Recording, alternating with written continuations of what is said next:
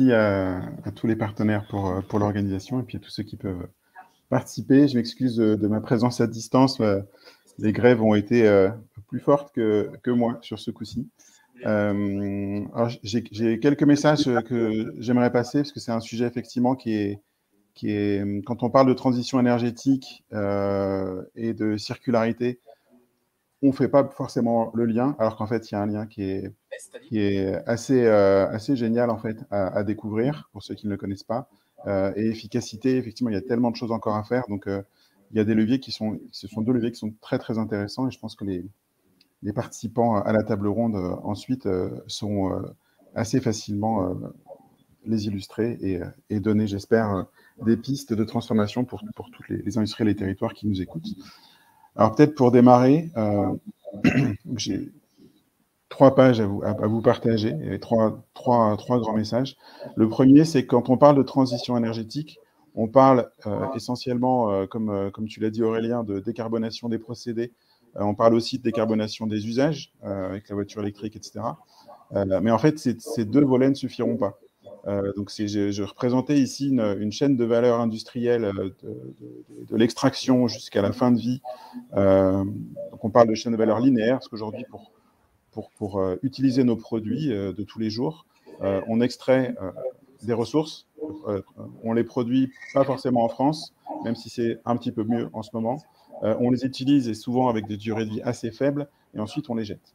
Les deux grosses flèches bleues qui sont là, c'est le fait qu'aujourd'hui, on a une stratégie politique, nationale, industrielle très forte sur la décarbonation, mais on va être très sur la décarbonation scope 1 et 2 sur les usines. C'est ce que moi j'appelle les cœurs d'usine, là où on produit.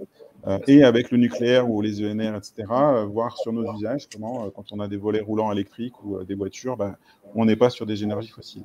Ces deux leviers-là sont des leviers déjà essentiels. Ils ne sont pas du tout évidents à mettre en place. On voit tous les débats qu'on peut avoir aujourd'hui sur la voiture électrique ou d'autres sujets. Par contre, ils focus à peu près 90% de l'attention. Et ça, c'est un problème, parce que ces deux leviers ne suffiront pas.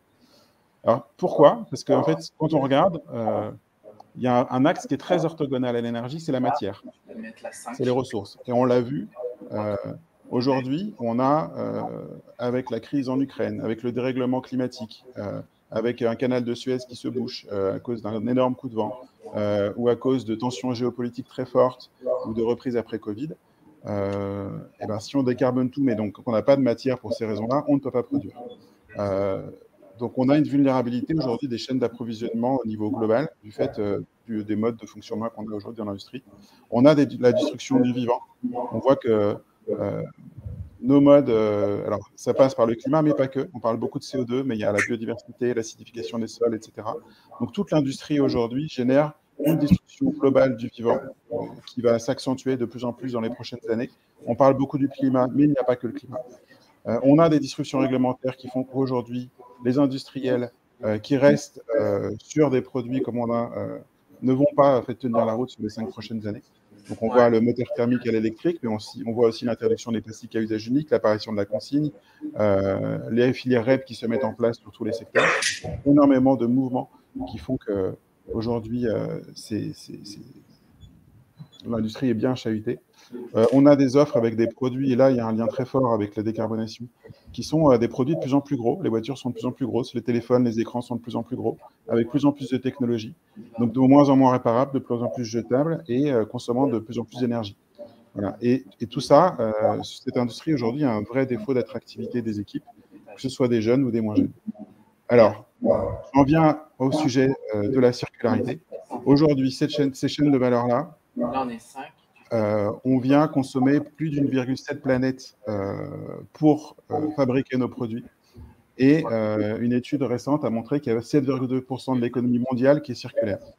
Donc, ça veut dire qu'on jette 93% de ce qu'on consomme. Donc, on extrait trop et on jette trop.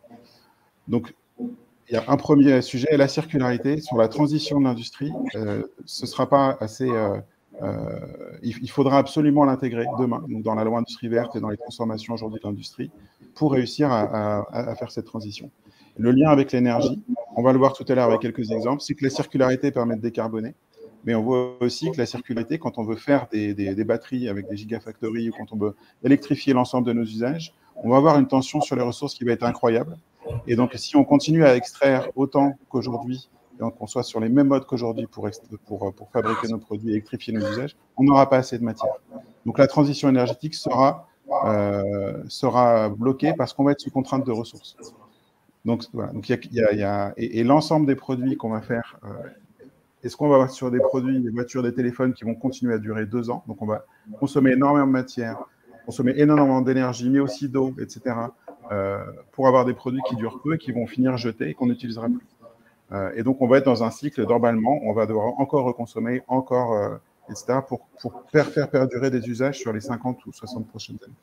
Donc, ce modèle-là, en fait, ne tiendra pas et il faut absolument compléter les leviers de transition énergétique par des leviers autour, certes, de l'efficacité, mais l'efficacité, quand on est sur des consommations exponentielles, si on est mieux et plus efficace, on reste sur des consommations exponentielles.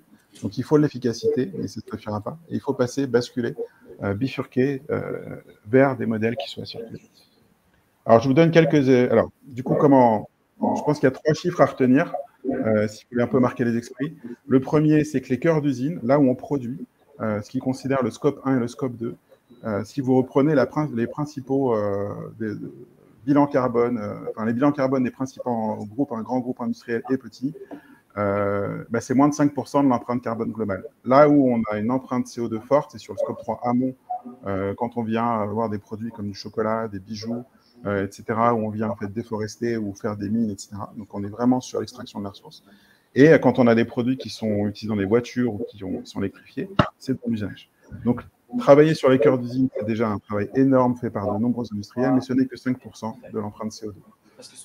Un autre chiffre qui est intéressant, c'est un chiffre qui est issu d'une étude d'Accenture, c'est qu'il y a sur un panel de très grandes entreprises en Europe qui avaient un plan ou qui ont un plan net zéro carbone à 2050, il y en a seulement 9% qui, au vu des leviers qui sont engagés, vont y arriver. Donc aujourd'hui, voilà, la décarbonation par les procédés et l'énergie, c'est quelque chose de très complexe restant dans les chaînes de valeur qui sont linéaires et qui font notre société. Et le dernier chiffre qui vient de la Fondation Ellen MacArthur, et c'est là qu'il y a un gisement qui est hyper intéressant en complément, c'est que 45% des leviers de décarbonation proviendront des leviers de circularité. Et c'est ce sujet-là qu'il faut absolument intégrer dans la transition énergétique. Alors, quelques exemples, il y en aura d'autres tout à l'heure. J'ai pris quelques exemples en suivant un cycle de vie de produits avec plusieurs entreprises qui sont petites ou grosses. Ce qui est intéressant de voir, c'est que c'est des entreprises un peu pionnières sur leur sujet, qui ont intégré la circularité dans leur business model, donc pas que dans le recyclage des déchets, mais bien en amont sur toutes les boucles et toutes les phases de cycle de vie des produits. Et que la circularité apporte des innovations de rupture. Et en plus, ça crée de l'emploi local. On verra les autres avantages derrière.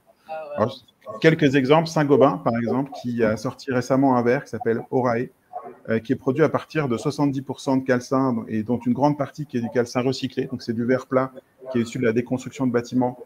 Aujourd'hui, ce verre est 97% du verre qui est fini enfoui.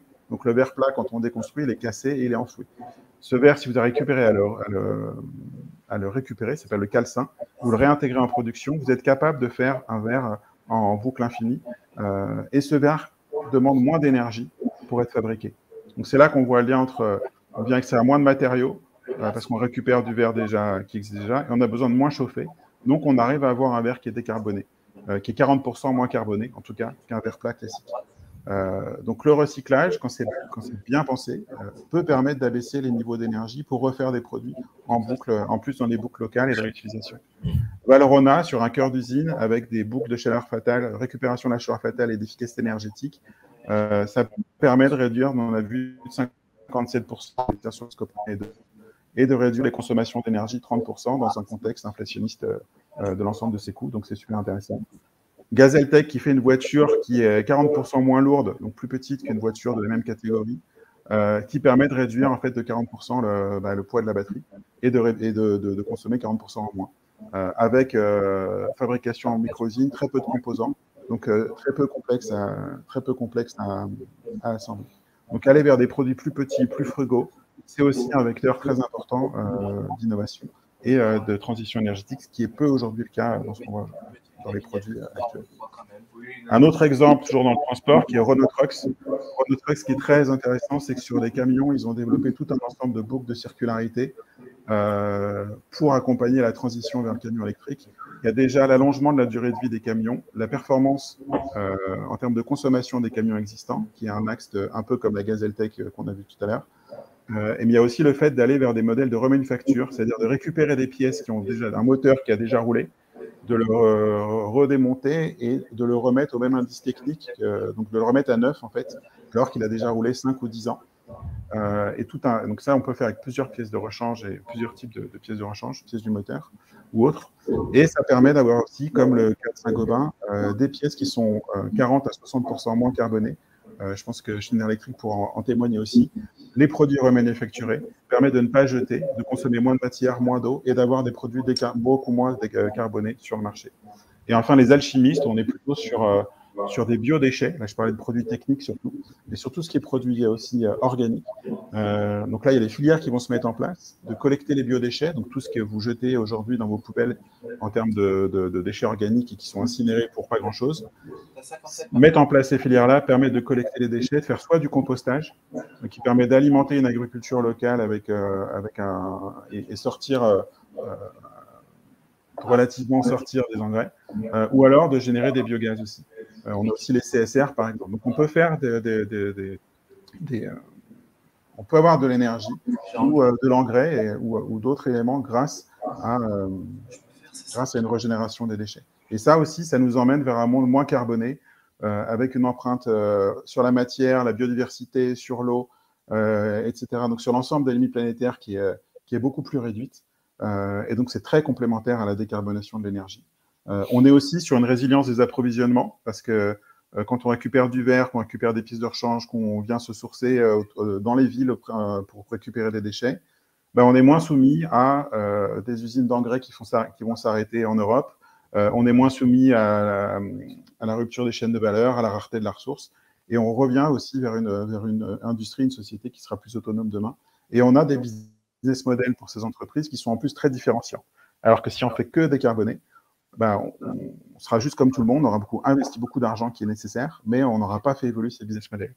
Donc la circularité est un vrai levier et l'efficacité sont deux leviers qui sont essentiels, et comme tu l'as dit Aurélien, qui sont encore trop peu mis en avant par rapport à l'ensemble des débats qu'il y a sur la nature même de l'énergie. Alors le dernier message, c'est que tous ces sujets-là, tous ces volets-là, c'est encore un sujet de pionnier. J'appelle ça les insiders, donc des gens dans les entreprises qui essayent de pousser ces sujets en interne. Ça passe encore en second rang par rapport à justement le packaging ou l'énergie ou le scope 1 et scope 2 qu'il faut transformer. Et c'est des sujets, par contre, qu'on peut actionner simplement, assez vite, enfin simplement. Il n'y a pas besoin de rupture technologique, de deep tech pour y passer. On a les moyens industriels, on a les compétences, on a les filières qui sont prêtes à être créées. Donc, en fait, il faut passer à l'opérationnalité. Donc, ce que j'ai un peu décrit, c'est ce qu'on vit, nous, et ce qu'on fait avec les entreprises avec qui on travaille. C'est d'abord, sur le volet cœur d'usine, le zéro, c'est de sécuriser ces cœurs d'usine par l'énergie, la performance énergétique, la performance matière. Mais ensuite, surtout, c'est de travailler les chaînes de valeur. Et là, on est sur des chaînes de valeur qui sont souvent inconnues. La plupart des industriels ne savent pas ce que deviennent leurs produits une fois qu'ils sont utilisés. Et donc, on est vraiment dans une démarche où il faut être un peu comme une start-up pour une entreprise, c'est-à-dire de sortir de son entreprise, explorer, comprendre les chaînes de valeur en amont, en aval, assez vite essayer de prototyper, par exemple récupérer des fenêtres, casser du verre, le remettre dans un four quand on a du temps libre dans le four, enfin, aller avec les moyens qu'on a à coût marginal, prototyper de nouvelles chaînes de valeur, chercher à retrouver des fournisseurs locaux pour revenir sur les empreintes locales. Tout ça, en fait, elle a exploré, prototypé. Il y a des entreprises, quand elles s'y mettent avec une bonne intensité, en 12 ou 18 mois, s'il n'y a pas d'énormes capex, on est capable de prototyper de nouvelles chaînes de valeur et d'aller prouver de nouveaux modèles, prouver de nouveaux business models et avoir une preuve marché qu'on peut faire différemment. Et ensuite, une fois qu'on a ça, pour sortir de l'enfer du POC, comme on dit, il faut arriver à essaimer. Et donc là, on va travailler sur le design des produits, quel ramp-up industriel, comment travailler sur d'autres pays sur les mêmes sujets. Et ça, on peut travailler un peu en mode projet, mais il faut aussi, c'est la grande barre du dessous, les enjeux pour l'entreprise, c'est d'arriver à s'adapter, embarquer les équipes, embarquer pas que soi, mais aussi ses clients et ses fournisseurs. On est dans des créations de nouvelles filières, travailler avec l'écosystème, avec les territoires, toucher le travail sur la réglementation aussi, des fois, parce qu'on peut être bloqué par des phénomènes réglementaires au lieu d'être favorisé par une réglementation. Donc, il y a une vraie transformation du tissu de l'écosystème autour de l'industriel. Travailler sur l'innovation pour les entreprises. On est très, très fortement en cycle en V. Il y a souvent beaucoup de silos. Il y a l'IT qui peut bloquer.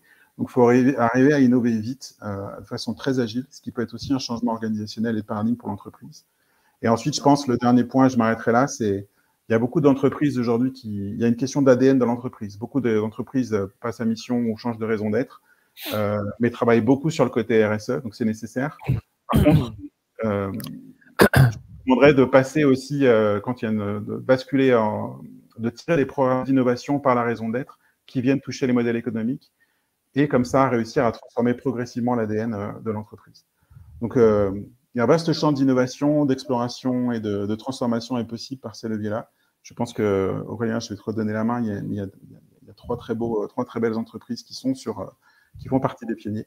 Et ben voilà, donc j'invite l'ensemble des entreprises à s'engager dans cette voie de transformation.